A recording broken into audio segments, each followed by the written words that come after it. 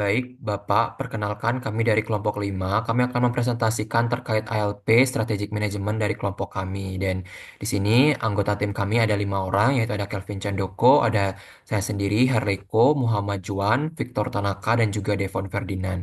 Untuk selanjutnya, kami akan masuk ke bab pertama dalam pembahasan ALP ini.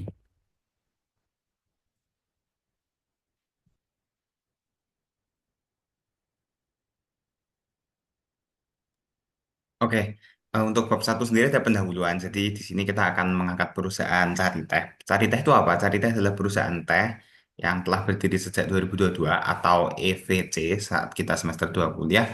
Dan perusahaan ini berdiri untuk mendirikan produksi teh dengan ekstrak biji pepaya dan juga tersedia dalam kemasan saset serta juga dalam kemasan ready to drink atau siap minum. Boleh di next?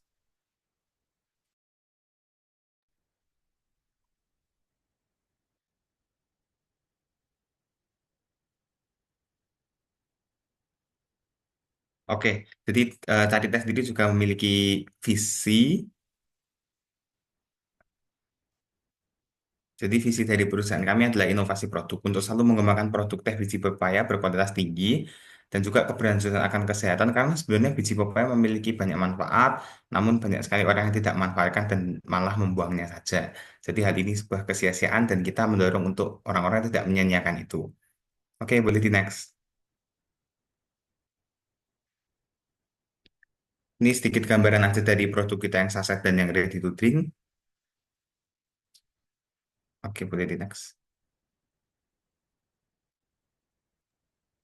Lalu masuk ke bab 2, yaitu analisis internal. Nah, yang pertama, weakness. Sebagai produk baru tentunya masih membutuhkan banyak sourcing dan market testing agar dapat diterima dan dapat lebih dikenal oleh khalayak luas. Next. Nah, lalu masuk ke bab 2, Pestel. Yang pertama, politik. Di sini ada kebijakan regulasi, tren lokal, dan dampak geopolitik. Next. Lalu masuk ke analisis ekonomi. Di sini ada daya beli konsumen, tren pasar, faktor harga. Lalu next. Lalu ada analisis sosial. Yang pertama ada kesadaran kesehatan. Yang kedua ada gaya hidup modern, di mana tes siap saji cocok untuk konsumen dengan mobilitas tinggi yang mencari produk praktis. Lalu yang ketiga ada preferensi lokal versus global. Next. Lalu kemudian analisis teknologi. Yang pertama ada proses produksi, di mana inovasi teknologi ekstraksi dan pengolahan biji pepaya dapat meningkatkan rasa serta manfaat kesehatan produk. Lalu yang kedua ada pemasaran digital. Next. Lalu kemudian analisis psikologi. Yang pertama ada keberlanjutan bahan baku, terus yang kedua ada pengemasan ramah lingkungan, di mana tes aset dapat menggunakan kertas biodegradable. Lalu yang ketiga ada dampak lingkungan. Next. Lalu ada analisis legal, di mana yang pertama adalah persyaratan persyaratan sertifikasi, di mana wajib untuk mendapatkan izin dari BPOM untuk memastikan keamanan. Lalu ada hak kekayaan intelektual. Lalu yang terakhir ada kepatuhan ekspor. Next. Lalu masuk ke analisis selanjutnya yaitu Porter Five Force dari Carite, yaitu yang pertama ancaman pendatang baru. Seperti hambatan masuknya tingginya biaya awal untuk produksi, terutama untuk teknologi. Lalu untuk kemasan sasetnya, hambatan masuknya relatif lebih rendah karena biaya produksi saset lebih terjangkau dibandingkan kemasan siap saji. Next. Lalu masuk ke poin kedua yaitu kekuatan pemasok. Yang pertama bahan utama. Eh, Lalu yang kedua kemasan, di mana harga bahan kemasan terutama untuk botol plastik atau saset itu jadi faktor yang penting alternatif bahan ramah lingkungan. Next, yang ketiga ada kekuatan membeli, di mana untuk kemasan siap saji itu konsumen memiliki daya tawar yang tinggi karena banyaknya merek minuman teh siap saji di pasaran. Lalu untuk kemasan saset, konsumen saset lebih sensitif terhadap harga karena pasar ini didominasi oleh segmen menengah ke bawah. Next, lalu ancaman produk pengganti. Untuk teh kemasan siap saji, ancamannya tinggi, terutama jika produk lain menawarkan manfaat, kesehatan, atau kepraktisan, serta harga yang lebih kompetitif. Lalu untuk teh kemasan sasetnya, ancamannya sedang karena kebiasaan menyeduh teh memiliki basis konsumen yang cukup kuat. Next, intensitas persaingan antar pemain industri. Untuk kemasan siap sajinya, persaingan tinggi karena banyaknya pemain besar seperti Soser dan Teh Kota. Lalu kemasan sasetnya, inovasi produk berbasis biji pepaya dapat menjadi pembeda. Next, masuk ke bab 2, analisis SWOT, strengthnya. Carita melakukan inovasi dengan teh biji pepaya untuk menawarkan manfaat untuk kesehatan dan menghasilkan keunggulan rasa yang berbeda dibanding teh yang biasa. Lalu weakness-nya, harga HPP yang cenderung tinggi sehingga menyebabkan harga jual menjadi tinggi dan tidak semua orang bisa menerima akan hal ini. Next, opportunity-nya menarik konsumen yang sadar akan kesehatan atau pecinta teh yang unik. Lalu ancamannya sebagai produk inovatif, Carita menghadapi tantangan dalam hal membangun brand awareness serta edukasi pasar tentang manfaat produk berbahan dasar biji pepaya. Next, masuk ke bab 3 yaitu visi strategis, visi jangka panjang, di mana Carita mempunyai visi jangka panjang untuk menjadi perusahaan terkemuka dalam produk teh dengan inovasi produk yaitu teh biji pepaya dengan berbagai jenis teh lainnya. Tentunya dengan komitmen untuk menyediakan teh dengan kualitas terbaik dengan harga terjangkau. Next,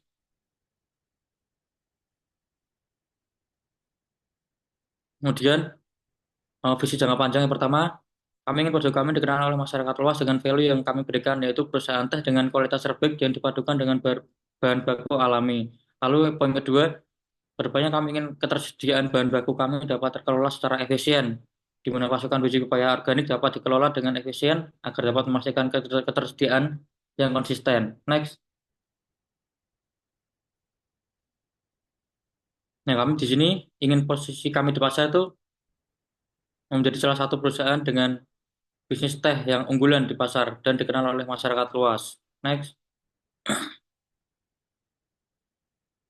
lalu poin 3, 3.2 yaitu nilai inti strategis di mana Tarita sendiri berusaha untuk terus berkembang dengan fokus kepada inovasi seperti produk yang unik, kemasan inovatif. Next, lalu upaya-upaya yang kami lakukan untuk menjaga keberlanjutan dari bisnis kami yaitu dengan cara penggunaan bahan baku yang ramah lingkungan. Lalu memberikan pengalaman terbaik kepada pelanggan, dapat memberikan pengalaman terbaik kepada pelanggan karena para pelanggan dapat merasakan teh yang nikmat untuk mengonsumsi teh biji pepaya yang sangat berkualitas. Next, Bab 4, perumusan strategi.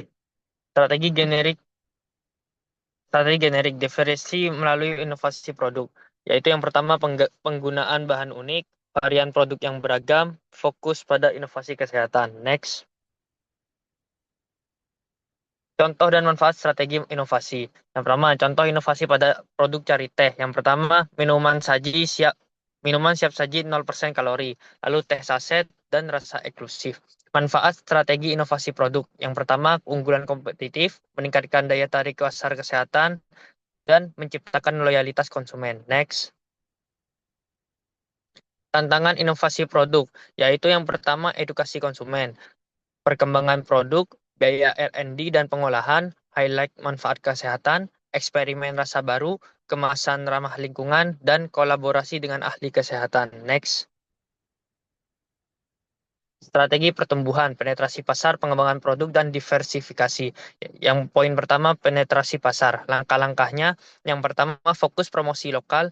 Yang kedua, penguatan branding. Dan yang ketiga, kerjasama dengan mitra. Dengan tujuan meningkatkan pangsa pasar di segmen yang sudah ada dengan memaksimalkan penjualan produk saat ini. Next. Diversifikasi. Langkah-langkah yang pertama yaitu produk baru non-teh berbasis biji pepaya. Yang kedua, ekspansi ke pasar internasional. Yang ketiga, produk kecantikan berbasis teh dan biji pepaya. Tujuannya yaitu memasuki pasar baru atau menciptakan produk yang benar-benar berbeda dari penawaran saat ini. Next. Dasar pemilihan strategi berdasarkan hubungan dari hasil SWOT dan PSTEL dari bisnis Carite, yaitu yang pertama bagian politikal. Relevansi dengan SWOT yaitu bagian opportunities dan threats, yaitu strateginya pastikan semua produk Carite mematuhi standar keamanan pangan dan mulai beralih ke kemasan ramah lingkungan untuk mengatasi ancaman regulasi. Next. Di bagian ekonomi, relevansi dengan SWOT yaitu ada di bagian weakness dan opportunities. Strateginya yaitu yang pertama, targetkan segmen konsumen menengah ke atas yang lebih peduli pada kualitas dan kesehatan daripada harga. Lalu yang kedua, ciptakan strategi penetapan harga kompetitif misalnya dengan promosi paket. Next. Yang ketiga yaitu bagian sosial. Relevansi dengan SWOT yaitu ada di strength, opportunities, dan threats. Strateginya yang itu jalankan kampanye edukasi tentang manfaat kesehatan dan lingkungan dari produk Cariteh melalui media sosial, influencer, dan kolaborasi dengan ahli kesehatan. Next. Lalu bagian teknologi. Relevansi dengan SWOT yaitu bagian strength dan weakness. Strateginya yang pertama, gunakan teknologi pengemasan dan distribusi yang lebih efisien. Lalu yang kedua, eksplorasi teknologi pengolahan biji pepaya agar manfaat kesehatannya lebih maksimal. Next. Lalu di bagian environmental, relevansinya dengan SWOT yaitu bagian strength dan threats. Strateginya mulai beralih ke kemasan biodegradable atau mendaur ulang untuk menciptakan citra merek yang ramah lingkungan. Lalu yang kedua, promosikan produk sebagian bagian dari solusi keberlanjutan. Next. Di bagian legal, relevansi dengan SWOT itu bagian opportunities dan threats. Strateginya, pastikan semua produk memenuhi standar hukum yang berlaku di wilayah pemasaran. Lalu yang kedua, siapkan sertifikasi halal, organik, atau lainnya untuk menarik lebih banyak pelanggan. Next. Balance Core Tools, yaitu perspektifnya dengan keuangan, tujuannya meningkatkan profitabilitas, lalu yang indikator utamanya itu bagian margin, keuntungan, dan biaya produksi, inisiatif strategis yang optimalkan bahan baku, promosi, dan penjualan. Lalu perspektif pelanggan, tujuannya meningkatkan kepuasan pelanggan, indikator utamanya kepuasan pelanggan dan retensi, lalu inisiatif strategisnya program loyalitas dan sampling. Perspektif proses, tujuannya efisiensi produksi dan distribusi, indikator utamanya waktu siklus, efisiensi distribusi, lalu inisiatif strategisnya investasi teknologi, monitoring kualitas.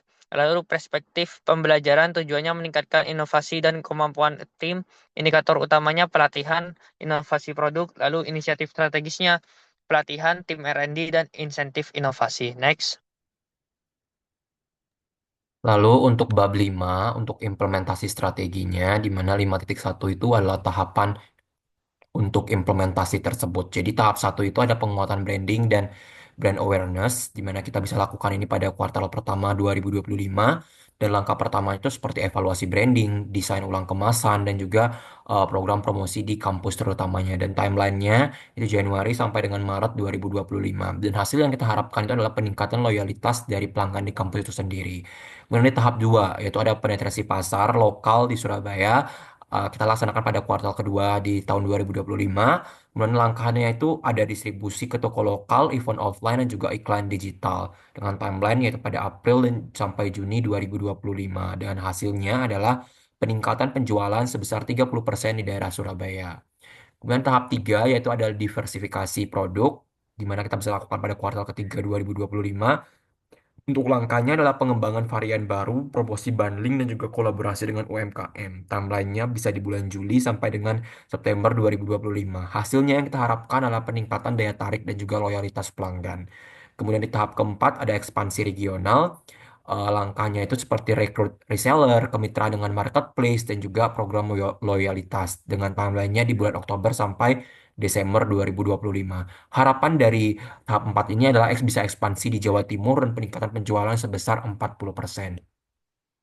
Nah, untuk alokasi sumber daya, yang pertama itu anggarannya di mana dalam kategori pemasaran seperti event dan juga digital advertisement dengan persentase 50%. Anggaran yang kita ajukan itu sebesar 10 juta rupiah seperti kegiatan event lokal, iklan di media sosial, banner, dan lain sebagainya.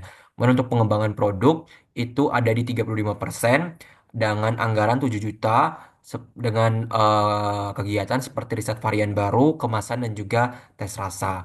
Kemudian untuk teknologi, di teknologi ini kita pasangkan 10% dengan anggaran 22 juta seperti kegiatan pemeliharaan e-commerce dan juga konten visual. Dan yang terakhir adalah operasional dengan persentase 5% dengan anggaran 1 juta rupiah dengan kegiatan seperti distribusi, tester produk, dan juga logistik. Jadi secara keseluruhan alokasi sumber daya di bagian anggaran kita memerlukan 20 juta rupiah untuk implementasi strategi ini. Dan yang ke berikutnya ada dari sumber daya manusia. Yang pertama di tim pemasaran kita mengajukan 1 orang khusus untuk tim media sosial, untuk konten dan juga 1 orang untuk event offline dan juga kerjasama. Dan ini adalah orang minimal dan untuk maksimalnya sebenarnya ada di range tergantung dari ekspansi kita berikutnya. Kemudian di tim produksi adalah 2 orang yang bertugas untuk proses pengeringan dan pengemasan biji pepaya dan tim distribusi adalah 1 orang untuk logistik dan juga koordinasi dengan reseller. Dan yang terakhir adalah tim teknologi, yaitu 1 orang untuk optimasi e-commerce dan juga desain konten promosi. Kemudian di bagian mitigasi risiko, yang kita telaah adalah pasar kurang familiar dengan biji pepaya. Solusinya adalah edukasi intensif di media sosial dan juga sampel produk di event. Kompetisi dengan produk herbal lain. Kemudian solusinya adalah fokus pada USP biji pepaya sebagai produk premium. Dan mitigasi risiko yang terakhir adalah ketidakefektifan reseller. Solusi dari kita adalah training dan juga insentif untuk reseller yang aktif dalam target perjualannya.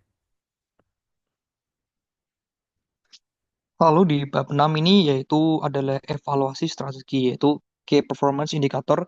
Yang pertama adalah kita fokus pada penjualan, yang kedua adalah digital engagement, yang ketiga adalah efisiensi pengurangan biaya operasional melalui digitalisasi. Next. Lalu poin yang kedua adalah mekanisme mentoring dan evaluasi, yaitu yang pertama adalah survei pelanggan, yaitu kami menggunakan platform seperti Google Forms untuk mengumpulkan feedback secara langsung dari pelanggan setelah pembelian produk Cari Teh. Survei tersebut dapat mencangkup pertanyaan terkait kepuasan pelanggan, kualitas produk, dan layanan produk Cari Teh. Lalu yang kedua adalah ulasan produk Cari Teh, yaitu mengajak para konsumen atau pembeli Cari Teh untuk memberikan ulasan setelah membeli produk Cari Teh melalui situs e-commerce atau platform seperti Tokopedia, Shopee. Ulasan ini memberikan informasi yang berguna mengenai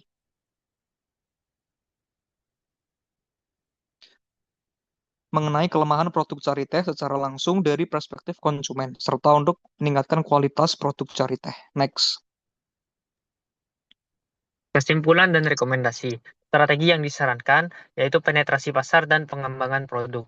Strategi penetrasi pasar tujuannya yaitu meningkatkan pangsa pasar produk Cari Teh di segmen yang sudah ada. Langkah-langkahnya yaitu melakukan kampanye, lalu yang kedua menawarkan promosi, lalu yang ketiga menjalin kerjasama. Kenapa strategi ini? Karena biji teh pepaya adalah produk baru.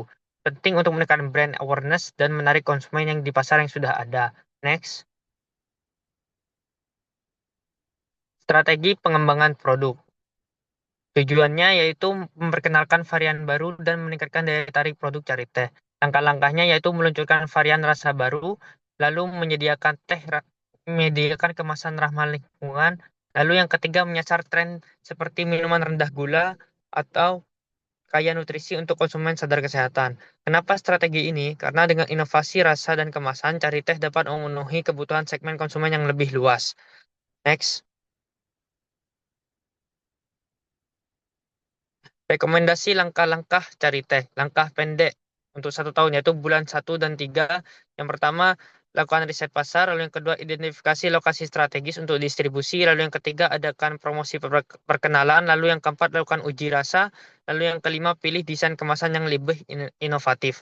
Lalu untuk bulan 4 sampai 6, yaitu yang pertama, luncurkan varian rasa baru. Lalu yang kedua, tawarkan kemasan family pack. Lalu yang ketiga, mulai distribusi ke kota-kota besar. Lalu yang keempat, lakukan kolaborasi dengan influencer. Lalu yang kelima, adakan sampling gratis di tempat keramaian. Lalu untuk bulan 7 sampai 12, yang pertama evaluasi hasil penjualan. Lalu yang kedua, mulai menjalin kerjasama. Lalu yang ketiga, perluas pemasaran ke kota. Lalu yang keempat, lakukan survei kepuasan. Lalu yang kelima, eksplorasi varian baru. Next. Rekomendasi langkah jangka panjang 3 sampai 5 tahun. Tahun 1 sampai 2 yaitu perluas distribusi ke seluruh Indonesia. Lalu yang kedua, tingkatkan aksesibilitas produk dengan menjangkau lokasi non-konvensional. Lalu yang ketiga, kembangkan produk baru seperti minuman sparkling tea berbasis biji pepaya atau snack sehat dari biji pepaya. Lalu yang keempat, eksplorasi produk berbahan biji pepaya. Next, tahun 3 sampai 5. Yang pertama, luncurkan lini premium dengan rasa eksklusif. Lalu yang kedua, mulai inisiatif penelitian dan pengembangan atau R&D. Lalu yang ketiga, ekspansi ke pasar internasional. Lalu yang keempat, jalin kemitraan dengan perusahaan besar. Next. Lalu yang bab 8 adalah visualisasi, yaitu balance scorecard, yaitu kami dari Carite mencakup beberapa hal seperti perspektif keuangan, yaitu untuk mengukur kinerja keuangan Cariteh seperti profit, pendapatan, dan pengurangan biaya produk Cariteh. Lalu yang poin kedua adalah perspektif pelanggan, fokus pada kepuasan dan loyalitas pelanggan Cariteh, serta pengukuran pengalaman pelanggan terhadap produk Cariteh. Lalu poin ketiga adalah perspektif proses internal, yaitu mengukur efisiensi dan efektivitas proses seperti produksi Cariteh, pengiriman layanan, dan inovasi produk Cariteh. Next.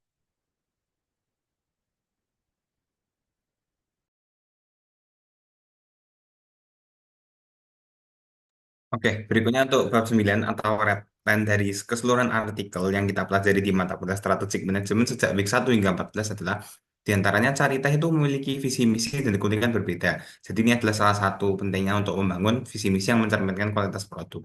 Berikutnya Carita juga menyikapi perubahan pasar karena dalam dunia yang cepat ini selalu menggunakan kemajuan dan kemudahan teknologi, juga memiliki entrepreneur spirit, keberlanjutan dalam bisnis karena mengelola dari bahan-bahan bekas dan juga ada visi misi ke depannya. Berikutnya menciptakan pasar itu dengan edukasi, jadi dengan kita juga sounding. Jadi bukan hanya bisnis tapi juga kita melakukan edukasi ke market. Next.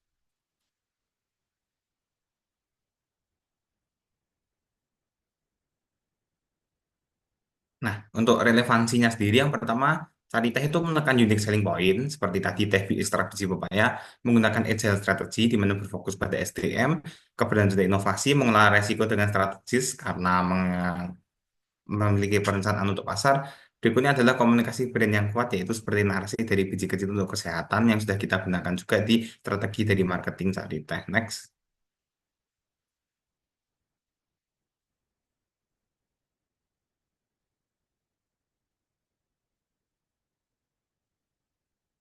Keseluruhan artikel sangat menekankan bisnis keunggulan dari Carita sendiri, yaitu yang pertama, memperkuat identitas dengan diferensiasi, beradaptasi dengan dinamika yang luas. Jadi Carita itu sudah cukup dikenal di lingkungan kampus kita, tapi untuk plan terbesar kita adalah untuk menjangkau ke pasar umum. Berikutnya adalah efisiensi pengelolaan sumber daya seperti berkolaborasi dengan mitra lokal, dengan pedagang buah, pedagang paya. Berikutnya juga berfokus pada pemasaran digital, serta selalu ada pengembangan produk bertahap setiap semesternya. Next.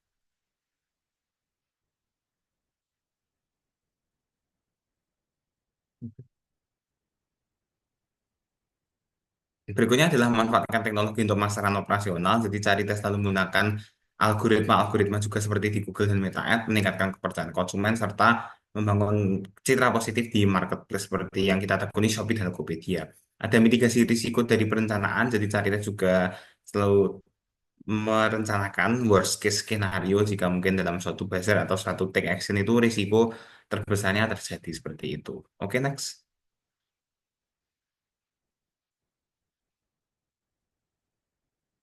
Nah, jadi garis besar kesimpulannya lagi, intinya apa yang ditetapkan oleh Carita ini adalah membangun unique selling point atau keunikan brand, dapat beradaptasi dengan dinamika pasar, memanfaatkan teknologi, serta mengelola risiko dengan baik. Dengan strategi ini diharapkan kelak suatu hari Carita bisa memiliki potensi besar tidak hanya di pasar lokal, tapi juga bahkan menjadi pionir teh biji pepaya di tingkat nasional bahkan internasional karena akan memiliki keunikan dan new fresh innovation serta inovasi newest dengan unique selling point yang baik. Oke. Oke, sekian dari kami kelompok 5. Mohon maaf jika ada salah. Terima kasih banyak Pak Daniel.